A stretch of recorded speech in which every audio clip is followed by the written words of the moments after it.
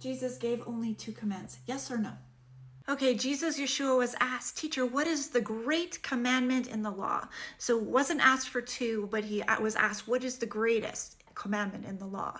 And Jesus said to them, you shall love the Lord your God with all your heart, all your soul, and all your mind. Do you know what that is? That's the shama.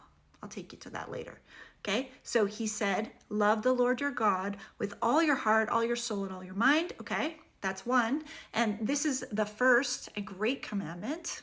And the second is like it. You shall love your neighbor as yourself.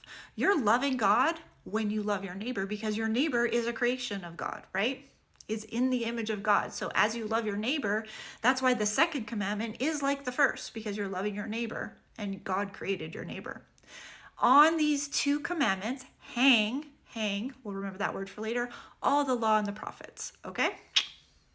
That greatest commandment, it comes from the most important prayer in Judaism, believe it or not. Yes, Jews, religious Jews, say this prayer, I believe 3 times a day, at least 2 times a day, but they say this prayer, it's called the shama. And the reason why it's called the shama is because that word hear, O Israel, hear, that is shama.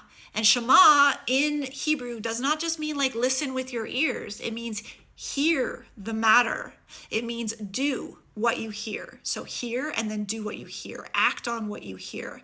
That's what shama means. And this prayer is called the shama. And it is the most important prayer that Jews have been saying for centuries. Hear, O Israel, the Lord our God, the Lord is one. You shall love the Lord your God with all your heart, all your soul, and with all your strength. That is what Yeshua, Jesus, was quoting. He was pointing them back to the Shema, which is the greatest prayer in Judaism, which is the greatest commandment. Love the Lord your God with all your heart, all your soul, and with all your strength. And when you love the Lord your God, you're going to do the things that he tells you to do. You're going to obey what you hear from him, and you're going to walk in his ways. Okay, 2 tablets. Yeshua, Jesus, gave 2 commands. The greatest command, love the Lord your God. And in that, because it's like the other, the second command is like the other, because when you love people, you're also loving God because they're created in the image of God. Now you have 2 tablets. These 2 tablets are divided into ways to love God and love others. Let's take a look-see at those commandments. You'll notice that on this tablet, we have all the commands directly related to loving God. The commands that are very obviously about loving God. You shall have no other gods before him. Don't put other gods in his place. Don't worship other gods. You shall not make a graven image. You shall not make an image of an angel or anything in the sea or in the air and worship it, or even make that image and create another image, because people can fall into worship from creating those images. That's a long topic. We'll get into that another day.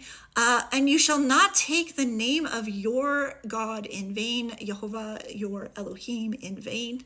So that means you don't claim his name for your own uses. You don't go around claiming to be a Christian just so you can make a bunch of money and get a bunch of money in your bank account, or use his name to appear a certain way, but you don't really take what he says to heart. You don't really follow after Yeshua. You just use his name for your own personal gain.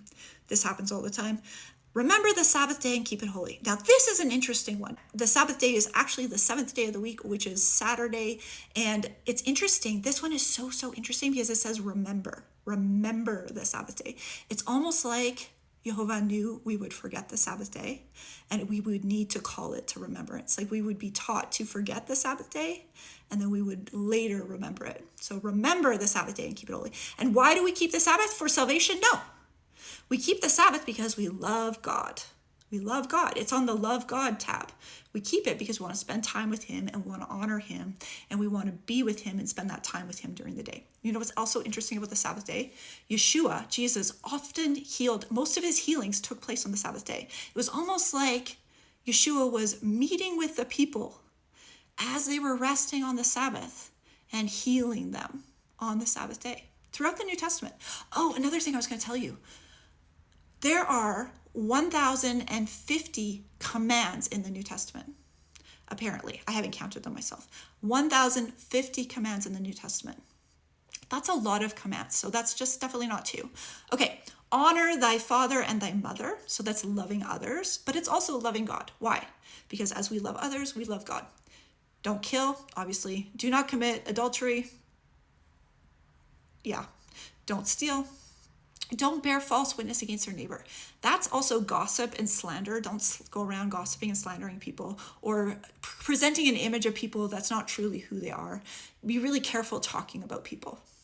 Thou shalt not covet thy neighbor's house. So don't covet the neighbor's house, the neighbor's goods, anything that the neighbor has. Do not be jealous for it or want those things for yourself. They can inspire you to go get your own things, but make sure you're only getting your own things. You're not coveting your neighbor's things. Okay, back to the handy dandy illustration. We have the 2 commands. Love God, love others. 2 commands. Hang. What does hang mean? Does hang mean it's divided from or it's connected to? Hang. Let's look it up in Greek. That Greek word there is chromonomy. Chromonomy. Say it with me. Chromonomy. Great. Okay, so what does chromonomy mean? It means that those 2 things are summing up all of the precepts of the law and the prophets. All the law and the prophets and every single commandment given in Scripture, every single instruction given in Scripture is summed up by either it's teaching you how to love God or it's teaching you how to love your neighbor. Let's use a really simple example. There's a commandment in Scripture that tells us to not move the boundary stones on our property, so that we're overtaking the neighbor's property. Now that commandment seems really, really specific, but what is it teaching you? Well, it's teaching you not to steal your neighbor's land, not to covet your neighbor's land. It's going back to loving your neighbor.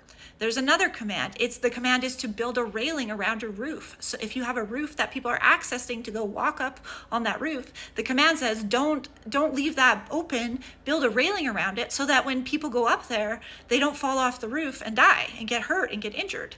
That command seems really, really specific, but what is it teaching you? It's teaching you how to love your neighbor. I'll use my guitar and my ukulele hanging here to give you an example of how to understand the word hang. Hang means it's attached to. It's attached to the wall. It's part of the wall now. This is separate from the wall, as in it's more information that's attached to the wall, but it's still part of the wall now until I remove it, and then it's no longer hanging on the wall. So it's not removed, it's attached to, it's part of. 2 Timothy 3:16. You know, a little tidbit for you guys, look up 3:16 verses because they tend to be really interesting. I don't know what it is, but every time I come across a 3:16 verse, it's really profound. So just FYI. Okay, 2 Timothy 3:16. All Scripture is given by inspiration of God and is profitable for doctrine, for reproof, for correction, for instruction in righteousness, that the man of God may be complete, thoroughly equipped for every good work. So all of it is important to teach us how to live. Torah, or instruction in Hebrew, means to just hit the mark. It's like if you don't know which direction to go and you don't know how to handle something in life, you can look up the instructions that God gave you and start applying those instructions to your walk with God, and you will start to go in the right direction. You will start to hit the mark. The 2 commands. The greatest command, love God. The second command, love others, which also points us back to loving God, because others are created in God's image. Hang, mean attached to, mean these things hang on these concepts. So everything that the law and the prophets teaches you, every single little thing, teaches you about loving God and loving others. I hope this helps.